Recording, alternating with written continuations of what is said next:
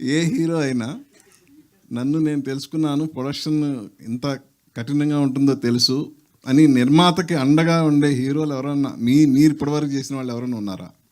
డెఫినెట్గా అండి. ఇప్పుడు ఫర్ ఎగ్జాంపుల్ ఆల్మోస్ట్ మా వరకు అయితే అండి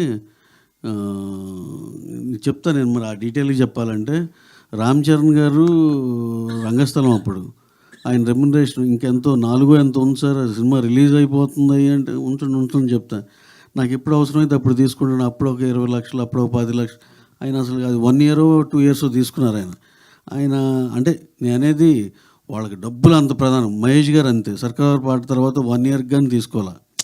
అలా చిరంజీవి గారు అంతే, వాల్తేరు వీరయ్య తర్వాత 1 year, రవితేజ గారు అంతే. అంటే డెఫినెట్గా వాళ్ళందరికీ సరే ఓటీటీ ఇంకా డబ్బులు లేట్ అవుతాయి కదా, అవి వచ్చినప్పుడే ఇవ్వండి.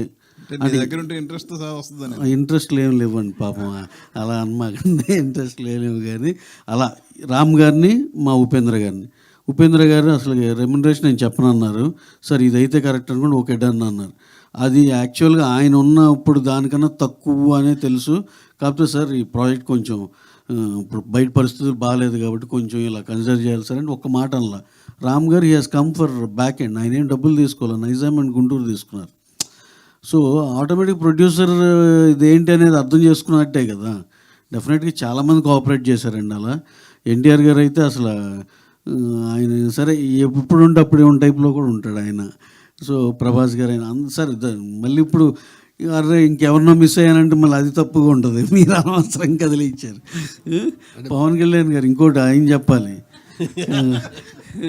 మీరు అలా కదిలియొద్దండి, మొత్తం అందరిది మళ్ళీ కవర్ చేయాలి. ఎందుకంటే అందరితో మాకు ఆ మంచి రిలేషన్ ఉంది కాబట్టి. కళ్యాణ్ గారు అసలుకి మీకు మిగిలితే ఇవ్వండి లేకపోతే లేదన్నారు. ఇది నమ్ముతారు ఎవరన్నా?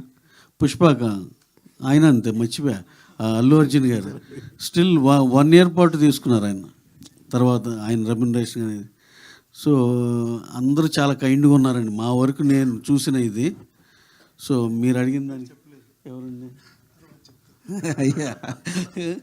So we are very happy for every one with whom we work అండి. Thank you. అండ్ పక్కన మహేష్ గారు మీ అంకే చూస్తున్నారు, మీరు చెప్తుంటే నెక్స్ట్ లైన్ రాస్తారనుకుంటా, ప్రొడ్యూసర్ కష్టాల మీద సినిమా తీయటం ఎట్లా, దాని మీద కంప్లీట్ ఏమన్నా ఏం లేదండి. ఇక్కడ నిజంగానే మార్కెట్ టఫ్ అవుతుంది కొద్దీ ఇది రివైజ్ అవుతూ ఉంటుంది అంతే. మార్కెట్ టఫ్గా ఉంటే ఇది ఇప్పుడు గేమ్ అంతా ఏంటంటే నెంబర్ ఆఫ్ డేస్ తగ్గించుకోవాలి, ఖర్చు కంట్రోల్లో తెచ్చుకోవాలి.